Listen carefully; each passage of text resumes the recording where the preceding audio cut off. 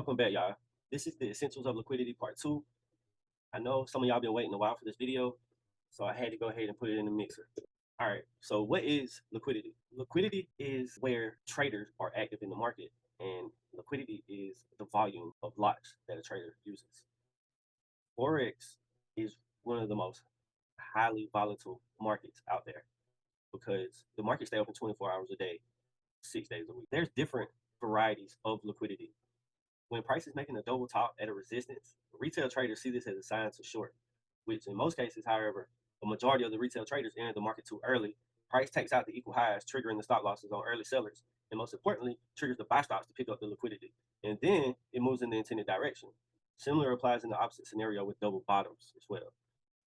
So this area of resistance I have highlighted with the rectangle box. It's multiple highs. The market traded up several times, and people are selling as soon as it hits this level, generating buy side liquidity. Sell limits are being placed up here, buy stops are being placed up here. A lot of stop losses are up here above this rectangle. And then you also have liquidity in the form of imbalances. Some people call them liquidity gaps. ICT calls them fair value gaps, and that's what I'm going to refer to them as in this video. Fair value gaps are inefficiency in price action. They jam price down too quickly, not offering a reasonable price for traders. So they come back to revisit this area. People who are selling short up here and up here are trailing their stop loss. That is going to make like a magnet to price. Now think about it. How many times have you been trapped or took a loss from a setup similar to this? How many times have you seen price come up, come up, come up, and you're like, oh, that's a solid resistance level right there.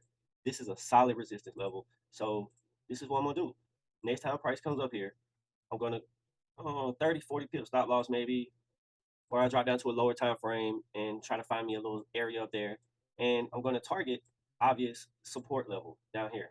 We're going to make our resistance level red. This happens to retail traders over and over again because they do not understand the reasoning behind the setup. Watch this.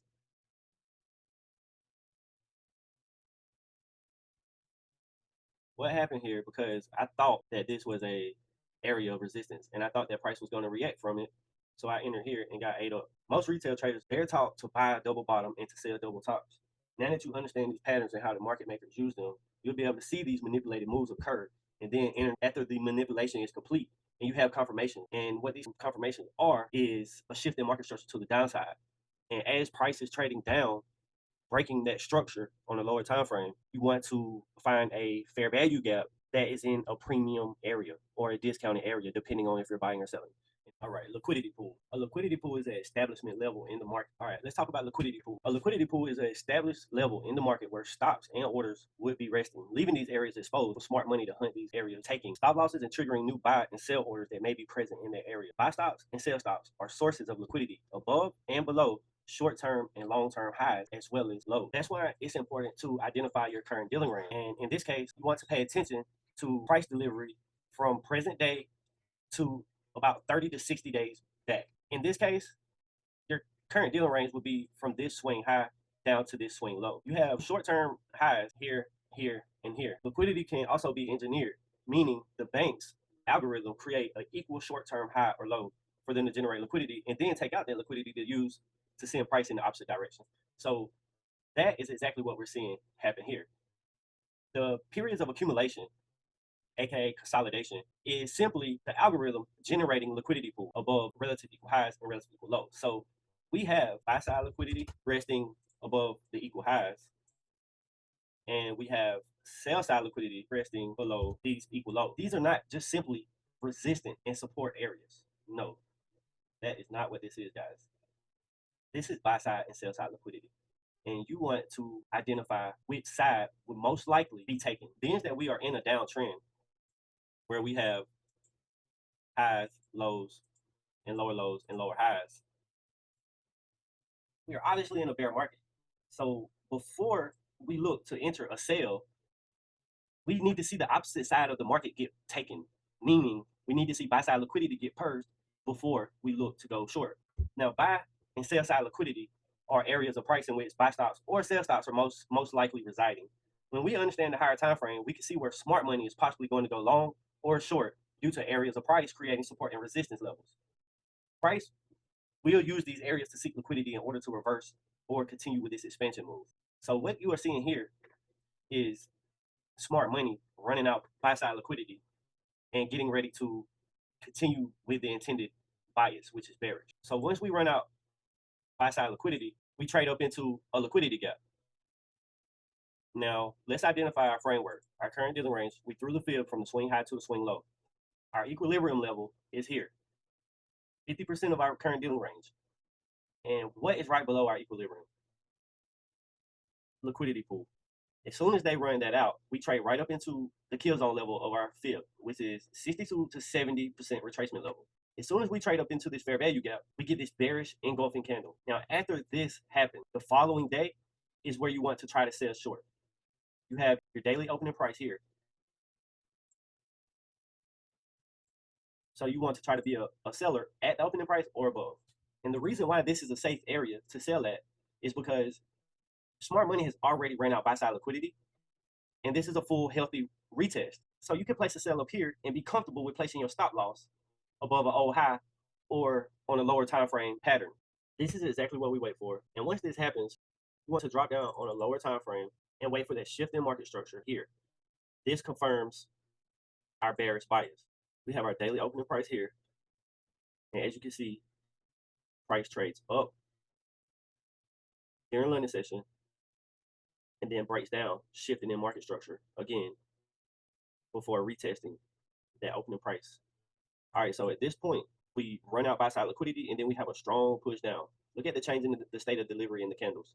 Okay, you have this candle here, which was the one responsible for taking out the buy side liquidity, purging liquidity going up into the fair value gap. So this would be your valid daily bearish order block.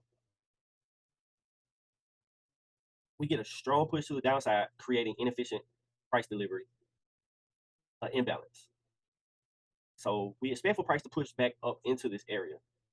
Now, the areas that we are going to pay attention to is previous day's high.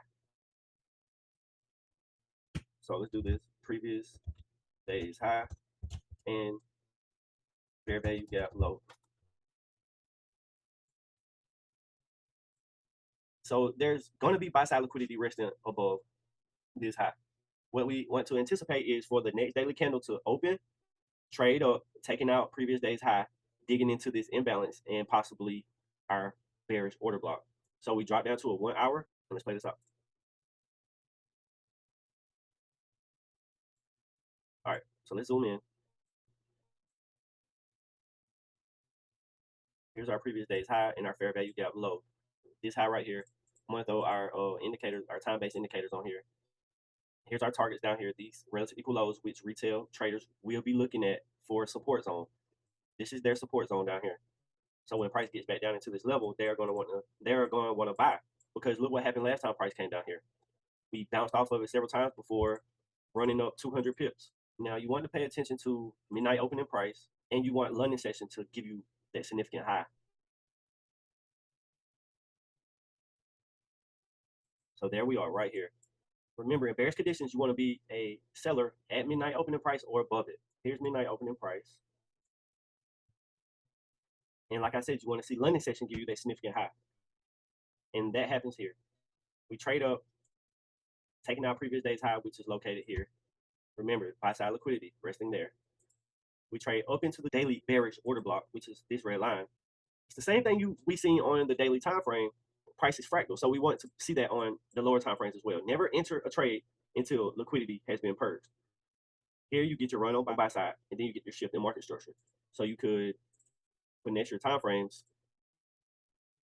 and wait on this New York open kill zone.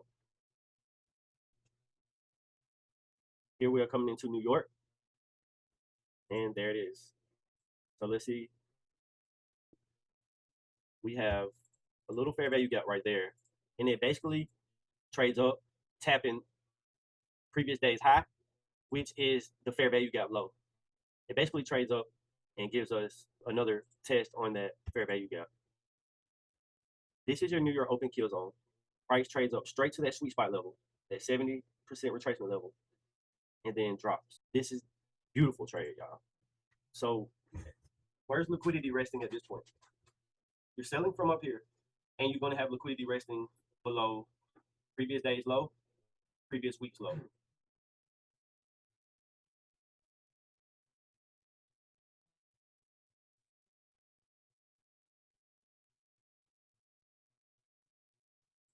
Remember this zone, y'all. This is that support zone. Also there. So this would be two support zones, one on the lower time frame, which is this one, and this would be the daily support zone.